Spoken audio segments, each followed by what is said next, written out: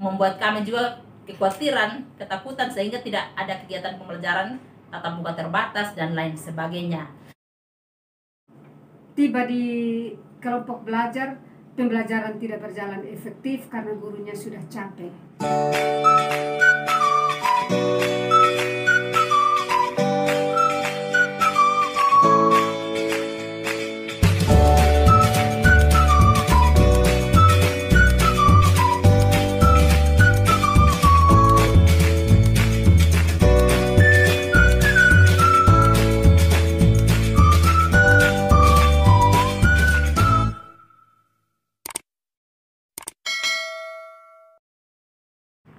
Salam cinta anak usia dini. Perkenalkan, saya Yudileta El Nubatonis, SE SPD, pengelola PAUD Binoni, Kelurahan Webesa, Kecamatan Kota Soe, Kabupaten Timur Tengah Selatan, Provinsi Nusa Tenggara Timur.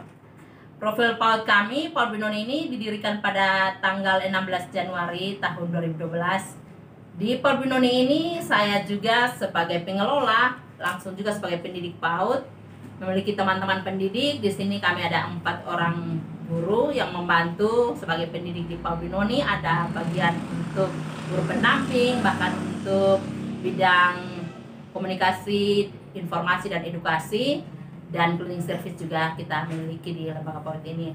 PAUD kami juga sudah terakreditasi pada tahun 2015 dengan predikat akreditasinya adalah nilai B. Ya, jadi selama BDR dari tahun 2020 pada bulan Maret, dari lembaga mengantisipasi dengan menyediakan lembar kegiatan anak. Jadi kami menyediakan lembar kegiatan anak yang kami antarkan ke rumah anak. Jadi kami antarkan ke rumah anak dan kami minta kepada orang tua, kami menjelaskan kepada orang tua tentang bagaimana orang tua pada posisi ini mereka harus lebih berperan untuk mendampingi anak untuk belajar, karena masa pandemi COVID-19 itu sangat membuat kami juga kekhawatiran, ketakutan, sehingga tidak ada kegiatan pembelajaran tatap muka terbatas dan lain sebagainya.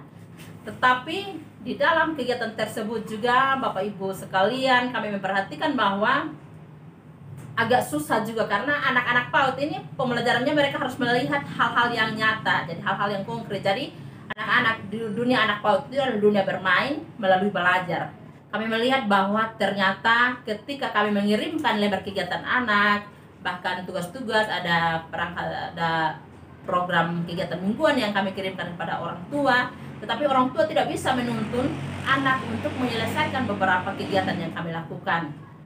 Dan setelah itu saya melihat lagi bahwa ini kurang efektif, karena kadang kita ke rumah anak, ada anak yang belum siap, walaupun sudah diinformasikan melalui SMS, bahkan di telepon, bahkan di WA group, tetapi kadang orang tua tidak mempersiapkan anak untuk mengikuti proses pembelajaran. Jadi keterbatasan itu membuat proses pembelajaran, bahkan penilaian terhadap stimulasi terhadap 6 aspek perkembangan anak tidak bisa kami lakukan sebaik mungkin, tidak maksimal seperti itu. Dan akhirnya saya mengambil lagi satu langkah lagi, adalah bagaimana, apakah orang tua setuju tidak? Kalau bisa, anak-anak yang ada ini kita akan buat pembelajarannya tetapi dalam tatap muka terbatas, pembagian kelompok shift. Jadi anak-anak diantarkan ke rumah guru saja, supaya alat-alat peraga, media-media yang lain itu bisa kami fungsikan, gunakan penataannya di rumah guru. Dan itu ada beberapa video-video kegiatan selama pembelajarannya di rumah guru, bahkan waktu kami kunjungan ke rumah anak juga ada foto dokumentasi dan videonya. Dan ternyata bahwa ada perubahannya apa? Perubahan yang paling baik adalah kita melihat ekspresi anak.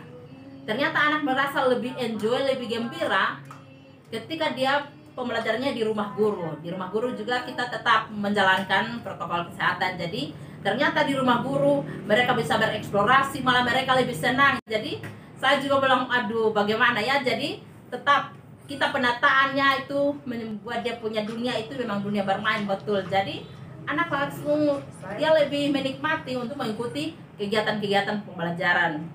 Baik, jadi saya juga berharap kepada kita semua, ini adalah bagian dari cerita saya terkait dengan bagaimana membuat proses pembelajaran agar anak bisa terstimulasi dengan baik. Dia punya 6 aspek, karena kita ketahui bahwa di PAUD itu stimulasi kita perlu mengembangkan 6 aspek. Ada aspek nilai agama moral, kognitif, bahasa, sosial emosional anak, seni itu kita perlu stimulasi. Di dalam kegiatan menstimulasi itu membutuhkan proses pembelajaran, sehingga saya berharap jika bisa, sebaiknya kita sebagai guru PAUD mampu berinovasi untuk melakukan pembelajaran yang menyenangkan, karena anak PAUD adalah anak yang sehat, cerdas, dan ceria. Itu harapan kita bersama. Terima kasih. Salam sehat. Perkenalkan, saya Urimika Manitu SPD, Kepala UPTD SD Negeri Nes, Kecamatan Anino, Kabupaten Timur Tengah Selatan, Provinsi Nusa Tenggara Timur. Kondisi wilayah sekolah saya berada di wilayah pedesaan yang sangat terpencil dengan segala fasilitas yang masih sangat minim. Belum memiliki jaringan seluler, jaringan listrik, dan juga jaringan infrastruktur yang masih jauh dari harapan. Oleh karena itu, menghadapi pandemi COVID yang saat ini melanda negara kita, kami berupaya melakukan beberapa hal untuk melaksanakan pembelajaran kepada anak-anak siswa yang ada di SD Negeri Nes. Ketika COVID mulai melanda, kami mengambil langkah-langkah untuk bagaimana melaksanakan pembelajaran dalam suasana COVID. Hal pertama yang kami lakukan adalah kami membentuk kelompok belajar yang menyebar di seluruh wilayah Dusun Nes, dan hasil kesepakatan bersama orang tua kami membentuk 5 kelompok belajar sesuai dengan jumlah kampung yang ada di Dusun Nes. Teknik pembelajaran yang kami lakukan adalah melalui kunjungan rumah. Selain pembelajaran tatap muka, yaitu guru berkunjung ke rumah atau ke kelompok belajar masing-masing, kami juga dalam pembelajarannya kami mendengarkan siaran radio yang diadakan oleh pemerintah Kabupaten Timur Tengah Selatan. Kendala yang kami hadapi adalah terbatasnya fasilitas radio di tiap-tiap kelompok. Lalu yang kedua, jarak yang harus ditempuh oleh guru ke kelompok belajar cukup jauh dan sangat menguras tenaga, sehingga terkadang kita tiba di kelompok belajar, pembelajaran tidak berjalan efektif karena gurunya sudah capek. Karena rata-rata menempuh perjalanan yang cukup jauh, melewati medan yang cukup rumit, yang hanya bisa ditempuh dengan berjalan kaki. Pada bulan Juli tahun 2020, kami berdasarkan hasil evaluasi, kami kembali melaksanakan pembelajaran di sekolah. Artinya, BDR berlangsung di sekolah dengan cara siswa menjemput tugasnya di sekolah.